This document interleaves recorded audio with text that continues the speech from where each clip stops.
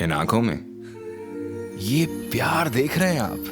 जी, हमारे लिए है, क्योंकि इनकी चीजों की फ्रेशनेस से ही इनके चेहरे पे ये फ्रेशनेस रहती है, और इस फ्रेशनेस को रखने वाले हम हैं साहब। Orient nano DC inverter refrigerator, जिसकी यूवी लाइट से रहे खाना बैक्टीरिया फ्री और डिओडराइजर रखे खानों की असल खुशबू बरकरार।